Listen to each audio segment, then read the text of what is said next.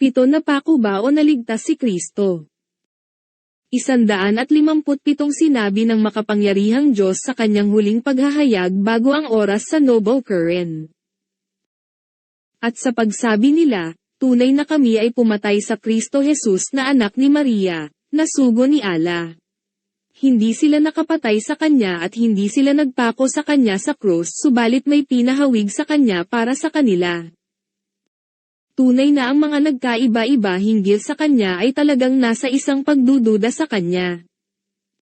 Walang ukol sa kanila hinggil sa kanya na anumang kaalaman maliban sa pagsunod sa palagay. Hindi sila nakapatay sa kanya sa katiyakan. 158 bagkus nag-angat sa kanya si Allah tungo sa kanya. Laging si Allah ay makapangyarihan, marunong.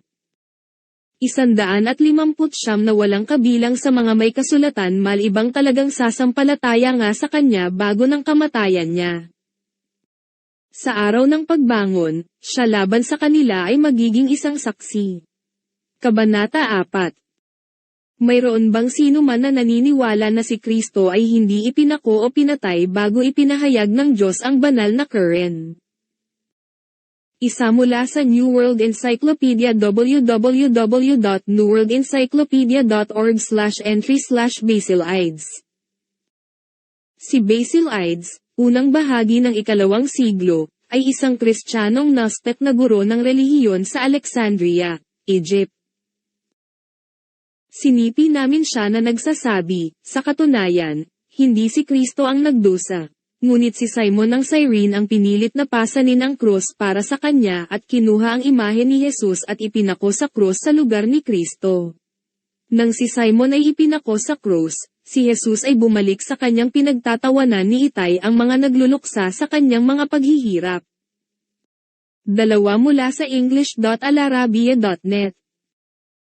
Ang Ebanghelyo ni Bernabe, 1,500 taong gulang, na natuklasan ng Turkey sa panahon ng anti-smuggling police operation noong 2000, ay nagsabi na si Judas Iscariote ang namatay sa krus sa halip na si Jesus. Si Saint Barnabas ay tradisyonal na kinilala bilang ang nagtatag ng simbahan ng Cyprus, isang dating Kristiyano na kalaunan ay tinawag na apostol. Sinabi ng protestanteng pastor na si Isan Ozbek na ang kopya ng aklat na ito ay sinasabing mula pa noong ika-5 o ika-6 na siglo, habang si Street, Bernabe ay nabuhay noong unang siglo bilang isa sa mga apostol ni Jesus. Sinabi niya sa pahayagang Today's Zaman na nakabase sa Turkey noong 2012 na, ang kopya sa Ankara ay malamang na isinulat ng isang tagasunod ni Saint Barnabas. 3 sinipi mula sa www.kitabat.info/subject.php. Id katumbas 7,727 sinipi namin. Ang sekta na ito ng Gnostic Basilides ay nagsasabing si Simon ng Cyrene, na nagpasan ng krus sa ngalan ni Kristo nang siya ay nahulog na pagod, ay nalulugod na ipako sa krus sa halip na si Kristo. Kaya't inihagis ng Diyos ang kanyang wangis sa kanya, upang ang kanyang anyo ay naging tulad ng kay Kristo at siya ay ipinako sa krus. Gayon din, sinabi ng mga Docetians na si Kristo ay hindi napako sa krus, ngunit tila sa mga Hudyo ay ipinako nila siya sa krus. Sa katunayan, ang pangalang Docetians ay nagmula sa isang pandiwang Griego na nangangahulugang magpakita, at ito ay isang simbolo ng kanilang buong paniniwala sa pagpapako sa krus. Ang maling pananampalataya ng hindi pagpapako kay Kristo sa krus ay hindi nawala sa konteksto ng kasaysayan ng simbahan, ngunit ito ay patuloy na tumaas paminsan-minsan sa gitna ng mga Kristiyanong bilog sa mga kamay ng mga individual o magkakahiwalay na grupo ng mga tagapagtaguyod ng kaalaman.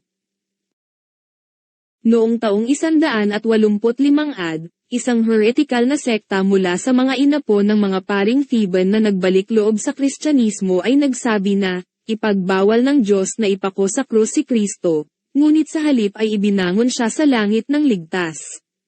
At noong taong 370 AD, lumitaw ang isa sa mga sekta ng Hermetic Gnostic na tumanggi sa pagpapako sa krus ni Kristo at nagsabi, hindi siya ipinako sa krus, bagkus tila sa mga nanonood ay ipinako siya sa krus. Noong taong 520 AD, si Severus, ang obispo ng Syria, ay tumakas sa Alexandria, kung saan natagpuan niya ang isang grupo ng mga pilosopo na nagtuturo na si Kristo ay hindi ipinako sa krus. Noong taong 560 AD, itinanggi ng monghe na si Theodore ang pagiging tao ni Kristo, at sa gayon ay itinanggi ang kanyang pagpapako sa krus. Noong taong 610 AD, si Bishop John, ang anak ng pinuno ng Cyprus, ay nagsimulang tumawag, na sinasabing si Kristo ay hindi ipinako sa krus. Kabilang sa mga nagtataguyod ng teorya ng pagkakahawig din ay si Mani ang Persian na propeta, 27 AD, na nagsabing si Jesus ay anak ng isang balo, at ang isa na ipinako sa krus ay ang anak ng balo ng 9, na si Kristo ay nagkaroon. Nabuhay mula sa mga patay.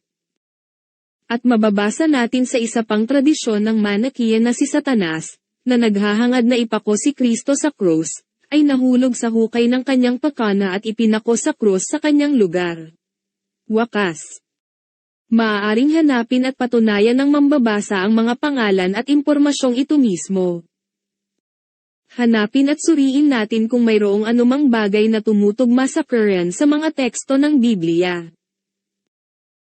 23 ay huwag may iwan buong gabi ang kanyang bangkay sa punong kahoy, kundi walang pagsalang siya'y iyong ililibing sa araw ding yaon, sapagkat ang bitin ay sinumpa ng Diyos, upang huwag mong ihawa ang iyong lupa na ibinibigay sa iyo ng Panginoon mong Diyos, na ipinamana. Deuteronomy 21. 13 sa sumpa ng kautusan ay tinubos tayo ni Kristo, na naging sumpa sa ganang atin, sapagkat nasusulat, sinusumpa ang bawat banibitay sa punong kahoy, mga taga-Galasya Kapitulo 3.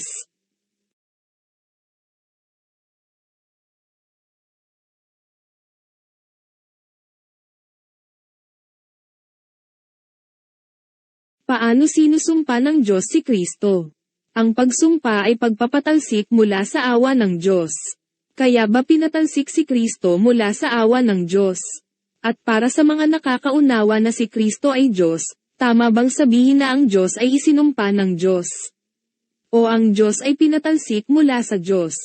Awa, totoo ba na si Kristo ay ipinako sa krus at naging isang sumpa? Tatanggapin mo bang makilala si Kristo at sabihin sa Kanya na naniniwala ka sa isang aklat na nagsasabi tungkol sa Kanya na siya ay isinumpa at marumi? Sinabi ba ni Kristo na siya ay isumpa at marumi? 16 na siya lamang ang walang kamatayan, na nananahan sa liwanag na di malapitan, na di nakita ng sino mang tao, o makikita man, sumakanya nawa ang kapurihan at paghaharing walang hanggan. Siya nawa, 1 kay Timoteo 6, para sa mga nagsasabi na si Kristo ay Diyos, paano mo binibigyang katuwiran ang bilang na ito? 7. Sapagkat si Kristo na ating Paskwa ay inihain para sa atin unang mga taga-Korinto Kapitulo 5, KJV, 2, gaya rin naman ng paibig ni Kristo sa inyo, at ibinigay dahil sa atin ang kanyang sarili, nahain at handog sa Diyos, mga taga-Efeso 5. Habang sinabi ni Kristo, 13, habag ang ibig ko, at hindi hain. Mateo Kapitulo 9.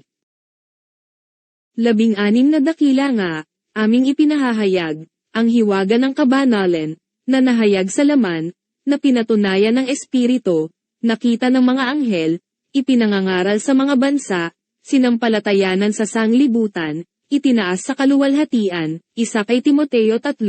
Ito ay isang maikling buod ng buhay ni Kristo, at nagtapos siya sa pagsasabing, at dinala siya sa kaluwalhatian.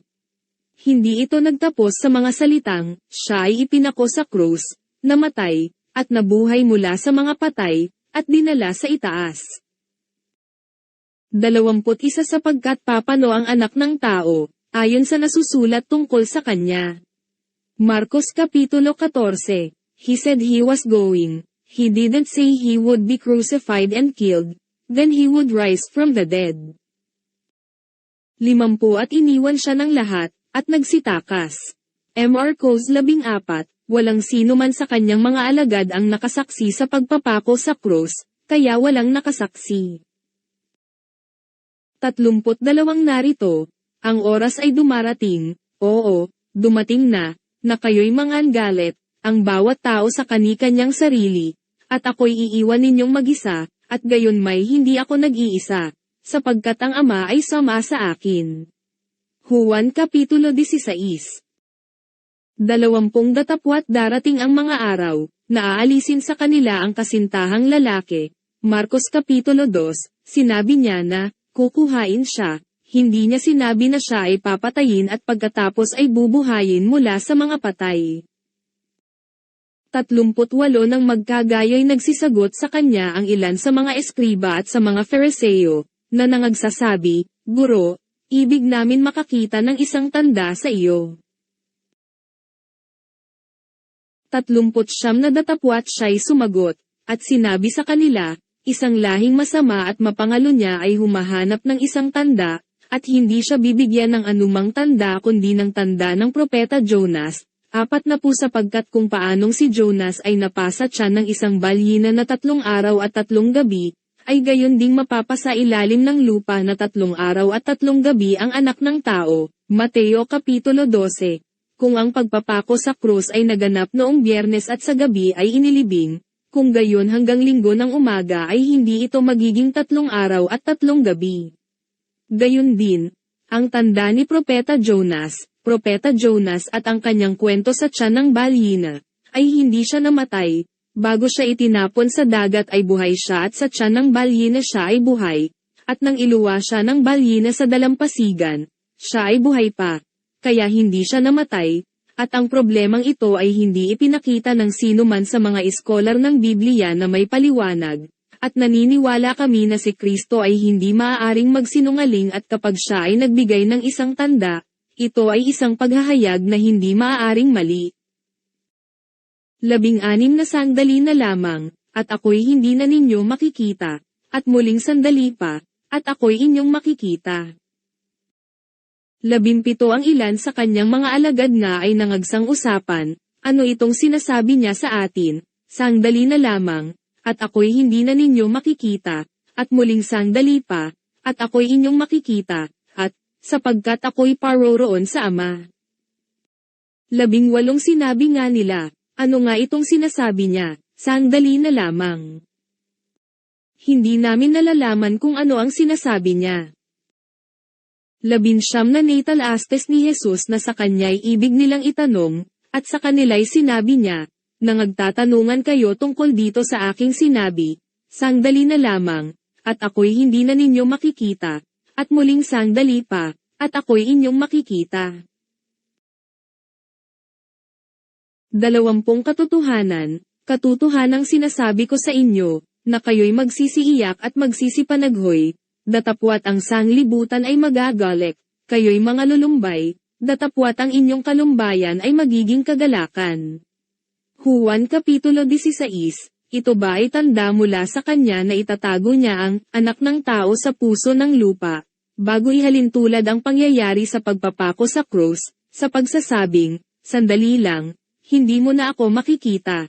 Nakatumbas ng pananatili ni ang propetang si Jonas sa tiyan ng balyina sa loob ng 3 araw at 3 gabi, pagkatapos ay, kaunting panahon at makikita mo ako, pagkatapos ng kanyang hitsura mula sa kanyang pinagtataguan, ang kanyang hitsura sa kanila, at pagkatapos ay ang kanyang pag-akyat sa langit, kung saan siya ipinaliwanag ang kanyang sinabi, ikaw ay iiyak at mananaghoy, sa pag-aakalang ako ay ipinako sa krus at pinatay. Ngunit ang iyong kalungkutan ay magiging kagalakan, kapag nalaman nilang sinagot ng Diyos ang kanyang panalangin at iniligtas siya mula sa kopa ng pagpapako sa krus. Alam ng Diyos pinakamahusay. Pagkatapos ay basahin natin dito. 46 at nang malapit na ang oras na ika-9 ay sumigaw si Jesus ng malakas na tinig, na sinasabi, Eli, Eli, lama sabachthani. Sa makatuwid bagay, Diyos ko, bakit mo ako pinabayaan? Mateo Kapitulo 27. Isang Diyos ko, bakit mo ako pinabayaan? Bakit ka napakalayo sa pagtulong sa akin, at sa mga salita ng aking pag-angal? 2 Diyos ko, ako'y humihiyaw sa araw, ngunit hindi ka sumasagot, at sa gabi, at hindi ako tahimik. 6 Na ngunit ako'y uod at hindi tao, duwahaji sa mga tao, at hinamak ng bayan. Psalm 22. Habang nakikita natin. 42 at nalalaman ko na ako'y lagi mong dinirinig, Juan Kapitulo 11. 7. At siya'y dininig dahil sa kanyang banal na takot, Hebreo Kapitulo 5. 32 narito, ang oras ay dumarating, oo, dumating na kayo'y mangangalit, ang bawat tao sa kani-kanyang sarili, at ako'y iiwan ninyong mag-isa, at gayon may hindi ako nag-iisa, sapagkat ang Ama ay sama sa akin. Juan Kapitulo 16. Kaya't ang nasa krus ay hindi si Kristo. O siya ba ang nagpakita sa kanila bilang siya? Dahil hindi nagsisinungaling si Kristo at hindi iniiwan ng Diyos si Kristo, posible bang sabihin ni Kristo tungkol sa kanyang sarili na siya ay isang uod, hindi isang tao, kinutya ng sangkatauhan at hinahamak ng mga tao, habang nakikita natin? 57, datapwat sinabi sa kanila ni Jesus, walang propeta na di may kapurihan, Mateo Kapitulo 13. Pagkatapos ay basahin natin ang tungkol sa ginawa ni Kristo noong gabi bago siya arestuhin, o ang kanyang pagkakahawig. 41 At siya'y humiwalay sa kanila na may agwat na isang its ang bato, at siya'y nanikluhod at nanalangin. 42 na sinasabi, Ama, kung ibig mo, ilayo mo sa akin ang sarong ito, gayon may huwag mangyari ang aking kalooban, kundi ang iyo. 43 At napakita sa kanya ang isang anghel na mula sa langit, na nagpalakas sa kanya. 44 At nang siya'y nang lulumo ay nanalangin siya ng lalong maningges, at ang kanyang pawis ay naging gaya ng malalaking patak ng dugo na nagsisitulo sa lupa. Lucas Kapitulo 22. 30 At lumakad siya sa dako paroon, at siya'y nagpatira pa, at nanalangin, na nagsasabi, Ama ko, kung baga maaari, ay lumampas sa akin ang sarong ito, gayon may huwag ang ayon sa ibig ko, kundi ang ayon sa ibig mo. Mateo Kapitulo 26. 35 At lumakad siya sa dako paroon, at nagpatira pa sa lupa, at idinalangin na, kung mangyayari, ay makalampas sa kanya ang oras. 36 At kanyang sinabi, Aba, Ama, may pangyayari sa iyo ang lahat ng mga bagay, ilayo mo sa akin ang sarong ito, gayon may hindi ang ayon sa ibig ko, kundi ang ayon sa ibig mo.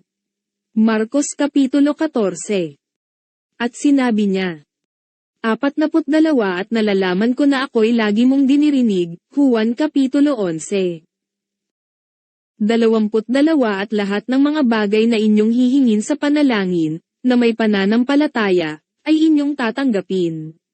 Mateo Kapitulo 21. 7 Magsihingi kayo, at kayo'y bibigyan, magsihanap kayo, at kayo'y mga kasusumpong, magsituktok kayo, at kayo'y bubuksan, Mateo Kapitulo 7. Ang mabuting balita gaya ng sinabi sa atin ng makapangyarihang Diyos sa banal na Quran. 55, banggitin, noong nagsabi si Allah, O Jesus, tunay na ako ay hahango sa iyo, mag-aangat sa iyo tungo sa akin, magdadalisay sa iyo laban sa mga tumangging sumampalataya, at gagawa sa mga sumunod sa iyo na higit sa mga tumangging sumampalataya hanggang sa araw ng pagbangon. Pagkatapos tungo sa akin ang babalikan ninyo, saka hahatol ako sa pagitan ninyo sa anumang dati kayo hinggil doon ay nagkakaiba-iba. Kabanata 3. 157 At sa pagsabi nila, tunay na kami ay pumatay sa Kristo Jesus na anak ni Maria, na sugo ni Allah. Hindi sila nakapatay sa kanya at hindi sila nagpako sa kanya sa krus subalit may pinahawig sa kanya para sa kanila. Tunay na ang mga nagkaiba-iba hinggil sa kanya ay talagang nasa isang pagdududa sa kanya. Walang ukol sa kanila hinggil sa kanya na anumang kaalaman maliban sa pagsunod sa palagay. Hindi sila nakapatay sa kanya sa katiyakan. 158 bagkus nag-angat sa kanya si Allah tungo sa kanya. Laging si Allah ay makapangyarihan, marunong. 159 na walang kabilang sa mga may kasulatan malibang talagang sasampalataya nga sa kanya bago ng kamatayan niya. Sa araw ng pagbangon, siya laban sa kanila ay magiging isang saksi. Kabanata 4. Basahin natin ang Psalm 91, English from KJV. Isang siyang tumatahan sa lihim na dako ng kataas-taasan. Ay mananatili sa lilim ng makapangyarihan sa lahat. Dalawang aking sasabihin tungkol sa Panginoon, siya'y aking kanlungan at aking katibayan, ang Diyos ko na siyang aking tinitiwalaan. 3 Sapagkat kanyang ililigtas ka sa silo ng paninilo, at sa mapamuksang salot. 4 Na kanyang tatakpan ka ng kanyang mga bagwis, at sa ilalim ng kanyang mga pakpak ay manganganlong ka, ang kanyang katotohanan ay kalasag at baluti. 5 Ikaw ay hindi matatakot sa kakilabutan sa gabi, ni sa panaman na humihilagpos kung araw.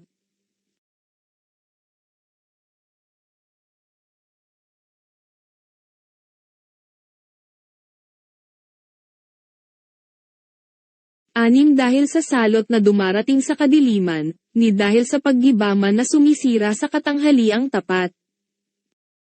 7 1,000 ay mabubuwal sa iyong siping, at 10,000 sa iyong kanan, ngunit hindi lalapit sa iyo. 8 Iyong mamamasdan lamang ng iyong mga mata, at iyong makikita ang ganti sa masama. 9 Sapagkat ikaw, O Panginoon, ay aking kanlungan. Iyong ginawa ang kataas-taasan na iyong tahanan. 10 Walang kasamaang mangyayari sa iyo, ni anumang salot ay lalapit sa iyong toda. 11 Sapagkat siya'y magbibilin sa kanyang mga anghel tungkol sa iyo, upang ingatan ka sa lahat ng iyong mga lakad. 12 Kanilang dadalhin ka sa kanilang mga kamay, baka matisod ka ng iyong paa sa isang bato. 13 Iyong yayapakan ang leon at ang ulupong, ang batang leon at ang ahas ay yuyurakan mo ng iyong mga paa. 14 Sapagkat kanyang inilagak ang kanyang paibig sa akin, kaya't iniligtas ko siya, aking ilalagay siya sa mataas, sapagkat kanyang naalaman ang pangalan ko. 15 Siya'y tatawag sa akin, at sasagutin ko siya, ako'y say sa kanya sa kabagabagan, aking ililigtas siya, at pararangalan siya. 16 Na aking bubusugin siya ng mahabang buhay, at ipakikita ko sa kanya ang aking pagliligtas. Napansin mo ba, aking ilalagay siya sa mataas. Pagkatapos ay pansinin kung ano ang nakasalungguhit dito. Isang sumagot nawa sa iyo ang Panginoon sa araw ng kabagabagan. Naway ang pangalan ng Diyos ni Jacob ay maglagay sa iyo ng tiwasay sa itaas. Bagaman ang bilang na ito ay nagsasalita tungkol kay David, ang mga tagapagsalin ng Biblia ay tumutukoy dito kay Kristo. 6 na talastas ko ngayon na inililigtas ng Panginoon ang kanyang pinahiran ng langis, sasagutin niya siya mula sa kanyang banal na langit ng pangligtas na kalakasan ng kanyang kanang kamay. Psalm 20 Amp English Version, pinahiran ng langis katumbas Messiah katumbas Christ. 22 Ilagay mo ang iyong pasan sa Panginoon, at kanyang aalalayan ka, hindi niya titiisang makilos kailanman ang matuwid. Psalm 55. Mamaya sa ibaba, sa seksyong, siyam may mga kontradiksyon ba sa Biblia? Pag-aaralan natin ang maraming kontradiksyon, kabilang na ang tungkol sa pagpapako kay Kristo sa krus. At gaya ng binanggit natin sa pambungad, hinango natin sa Biblia kung ano ang umayon at itinuwid ng Diyos na makapangyarihan sa kanyang huling paghahayag, ang Noble Quran. Sa Quran, sinabi ng Diyos na makapangyarihan sa lahat. At sa katunayan, ang mga nag-aalinlangan tungkol dito ay may pagdududa tungkol dito. Wala silang kaalaman tungkol dito maliban sa pagsunod sa pagpapalagay. At hindi nila siya pinatay, tiyak. At naging malinaw sa Biblia na iniwan siya ng lahat ng kanyang mga alagad at tumakas, at wala sa kanila ang nakasaksi sa pagpapako sa krus, bagkos ay narinig nila ang tungkol dito. Sa makatuwid, nang mabasa natin ang tungkol sa kung ano ang iniulat pagkatapos ng insidente ng pagpapako sa krus. 36 at samantalang kanilang pinag-uusapan ang mga bagay na ito, siya rin ay tumayo sa gitna nila, at sa kanila'y nagsabi, "Kapayapa ay sumainyo." 37 datapwat sila'y kinilabutan, at nangahintakutan, at inakala nila na nakakakita sila ng isang espiritu.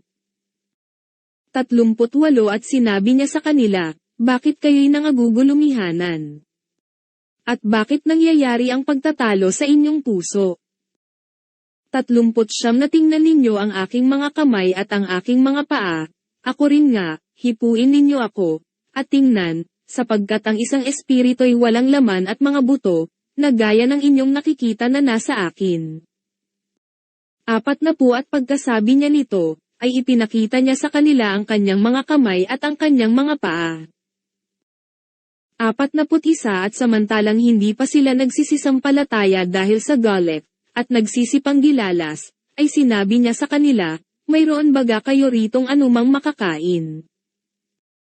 42 at binigyan nila siya ng isang putol na isdang inihaw at ilang pulot pukyutan 43 at kanyang inabot yaon, at kumain sa harap nila. Lucas Kapitulo 24.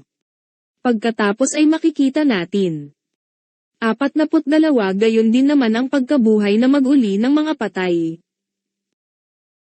Itinatanim na may kasiraan, binubuhay na mag-uli na walang kasiraan, 43 itinatanim na may pagkasiphayo, binubuhay na mag-uli na may kaluwalhatian, itinatanim na may kahinaan, binubuhay na mag-uli na may kapangyarihan, 44 na itinatanim na may katawang ukol sa lupa, binubuhay na mag-uli na katawang ukol sa espiritu. Unang mga taga-Korinto Kapitulo 15.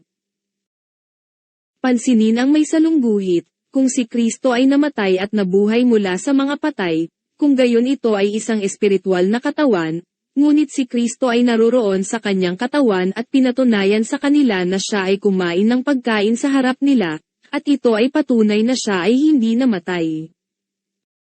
At hindi bumangon mula sa mga patay, at talagang tumugma sa kanyang propesya na sinabi niya tungkol sa propetang si Jonas.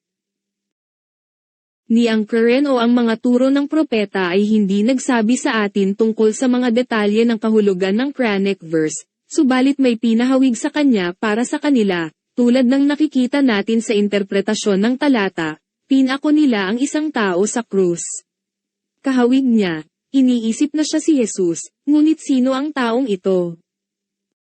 Si Simon ba ng Cyrene ang pinili niya, o ang taksil na si Judas Iscariote, bilang parusa sa pagtataksil sa kanya? Ang Diyos ang higit na nakakaalam, at ang layunin ay nakamit, na ang balita na si Kristo ay hindi pinatay o ipinako sa krus. Tingnan natin dito sa susunod na kabanata. May indikasyon ba na ang hinusgahan ay ang kahawig niya sa kanila, at hindi si Kristo? Tutuldok. 63 datapwat hindi umimik si Jesus. At sinabi ng dakilang saserdote sa kanya, "Kita'y pinapanunumpa alang-alang sa Diyos na buhay, na sabihin mo sa amin kung ikaw nga ang Kristo, ang anak ng Diyos." 64 at sinabi sa kanya ni Jesus, "Ikaw ang nagsabi, gayon may sinasabi ko sa inyo, buhat ngayon ay inyong makikita ang anak ng tao na nakaupo sa kanan ng kapangyarihan, at pumaparitong nasa mga alapaap ng langit." Mateo Kapitulo 26. Sinabi mo na, hindi niya sinabing oo ako dahil siya ang nasa lugar ni Kristo.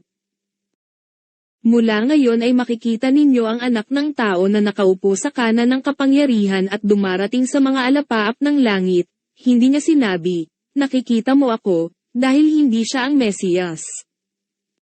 Sabi niya, "Mula ngayon." Hindi niya sinabi, pagkatapos ng paglilitis at pagbitay sa pamamagitan ng pagpapako sa krus. Pansinin #1. Tungkol sa 46, Diyos ko bakit mo ako pinabayaan?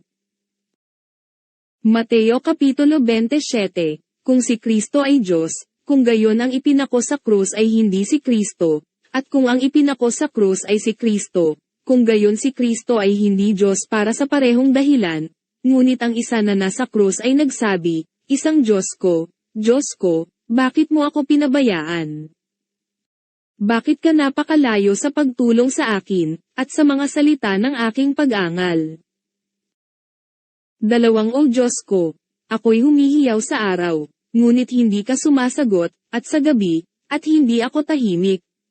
Psalm 22, at sinabi ni Kristo, 42 at nalalaman ko na ako'y lagi mong dinirinig. Juan Kapitulo 11, kaya ang ipinako sa krus ay hindi si Kristo at hindi ang Diyos. Pansinin #2. Ang tatlong ebanghelyo ay hindi inaangkin na ang mga disipulo ay mga saksi maliban sa ebanghelyo ni Juan.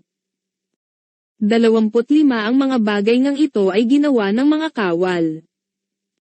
Datapwat na nakatayo sa piling ng krus ni Jesus ang kanyang ina, at ang kapatid ng kanyang ina, na si Maria na asawa ni Cleopa, at si Maria Magdalena. 26 na pagkakita nga ni Jesus sa kanyang ina, at sa nakatayong alagad na kanyang iniibig, ay sinabi niya sa kanyang ina, babae, narito, ang iyong anak. 27 nang magkagaya'y sinabi niya sa alagad, narito, ang iyong ina. At buhat ng oras na yaon ay tinanggap siya ng alagad sa kanyang sariling tahanan. Juan Kapitulo 19. Narito ang tanong. Paano nasa krus ang disipulo ni Kristo na si Juan the Beloved nang ang mga alagad ni Kristo ay gustong patayin? Maging si Pedro ay tinanggihan si Kristo, sumaka niya nawa ang kapayapaan. 69 na nakaupo nga si Pedro sa labas ng looban, at lumapit sa kanya ang isang alilang babae, na nagsasabi, ikaw man ay kasama ng taga-Galileang si Jesus. 70 datapwat siya'y kumaayla sa harap nilang lahat, na sinasabi, hindi ko nalalaman ang sinasabi mo. 71 at paglabas niya sa portiko ay nakita siya ng ibang alila, at sinabi sa ng Aron, ang taong ito ay kasama rin ni Jesus na taga-Nazare. 72 at muling kumailang may sumpa, hindi ko nakikilala ang tao.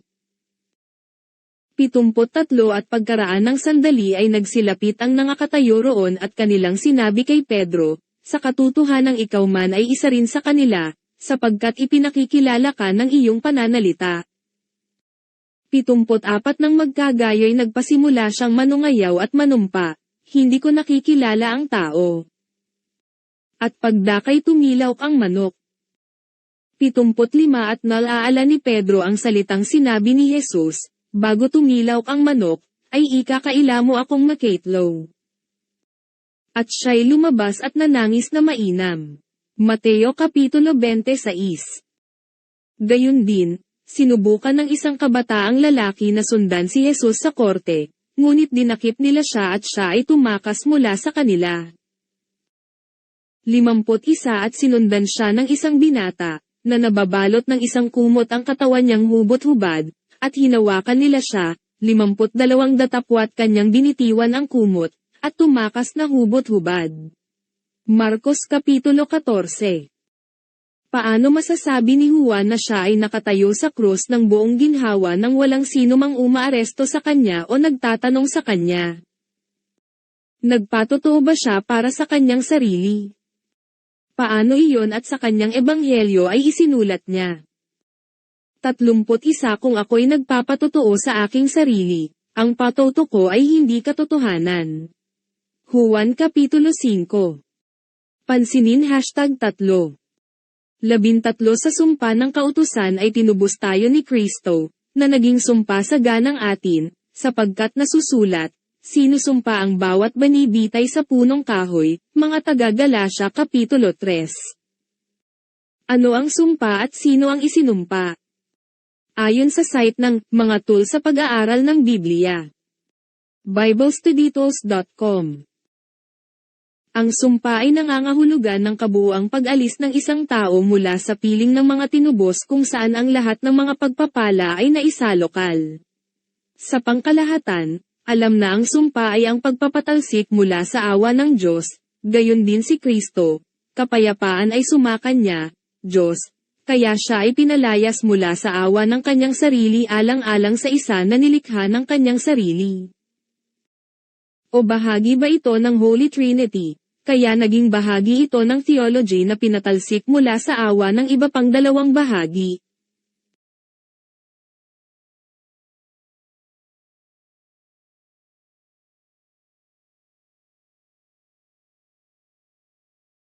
O siya ba ay anak ng Diyos, kaya pinalayas ng Diyos ang kanyang anak mula sa kanyang awa alang-alang kay Adan at sa kanyang mga supling. O siya ay isang propeta pa nga, kaya paanong paalisin ng Diyos ang isang propeta sa kanyang awa at pagpapala magpakailanman? O ang ipinako sa krus ay hindi si Kristo, dahil hindi posible ang nasa itaas. 23 ay huwag may iwan buong gabi ang kanyang bangkay sa punong kahoy, kundi walang pagsalang siya'y iyong ililibing sa araw ding yaon, sapagkat ang bitin ay sinumpa ng Diyos, upang huwag mong ihawa ang iyong lupa na ibinibigay sa iyo ng Panginoon mong Diyos, na ipinamana. Deuteronomy 21. Si Kristo ba ay isang marumi? Ito at ang Diyos na makapangyarihan sa lahat ang nakakaalam.